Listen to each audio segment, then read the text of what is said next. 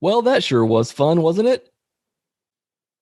When the college football playoff matchups were announced, I think that most people thought Michigan versus Georgia, this is going to be a really good game. It's going to be a really close game. That is, besides the SEC homers, the Tennessee fans and Arkansas fans of the world who just ride the coattails of Alabama and cheer for their conference instead of their team because their team never has a chance. I know, it just means more.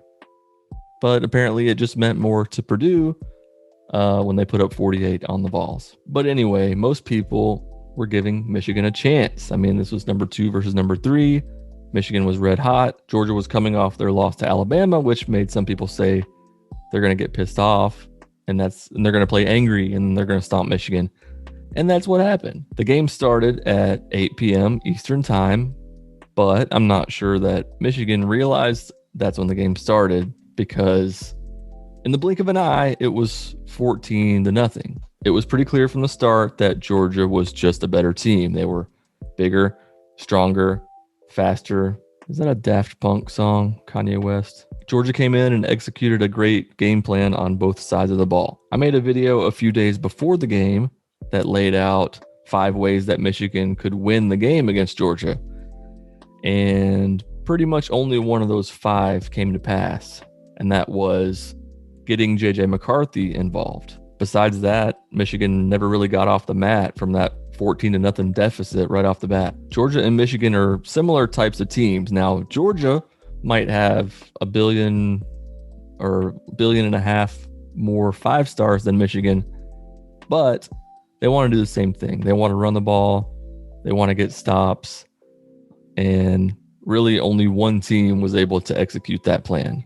Hint, it wasn't Michigan. One of the things that I thought Michigan needed to do to win this game was to stick to the run, but they really couldn't, being down 17 so early. Plus, the offensive line was just getting manhandled. And the defense was also unable to force Georgia into 3rd and longs. It seemed like it never happened the whole game. First down, Georgia would rip off an 8-yard run or a 7-yard run or a 50-yard pass to the tight end, who is, I think, the Incredible Hulk, like halfway between Bruce Banner and when he actually turns green, somewhere in there. Aiden Hutchinson and David Ojabo were effectively neutralized in this game. Hutchinson made some plays, but not a ton. And it's not because he's not super talented. It's just that they didn't have the obvious pass rush situations.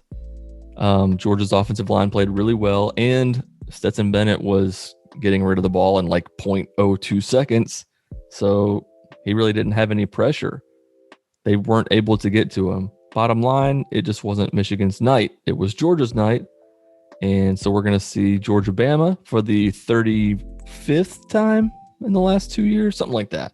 As expected, I've had Spartan fans and Buckeye fans all in my comments laughing because Michigan got blown out in the playoff, and that's fine.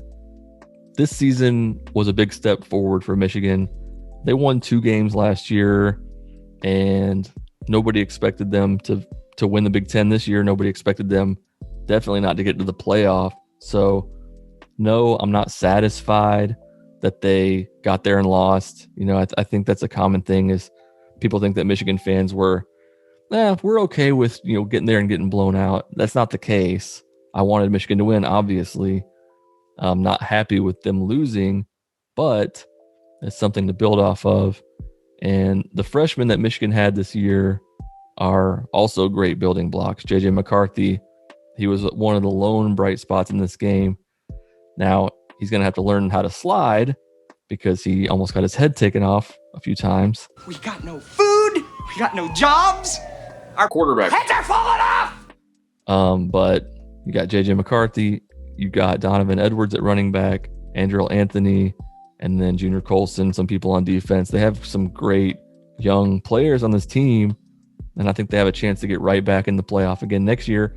And at least now they have the experience of knowing what it takes to get there and maybe knowing a little bit more how to prepare for the playoffs, the coaching staff and the players. Let me know down in the comments if you think that Michigan can get back to the playoff next year, or if you think that losing Hutchinson, Ojabo, and some other players is going to be too much to overcome. If you like this video, hit the thumbs up and remember to subscribe, and I'll see you next time. Go Blue.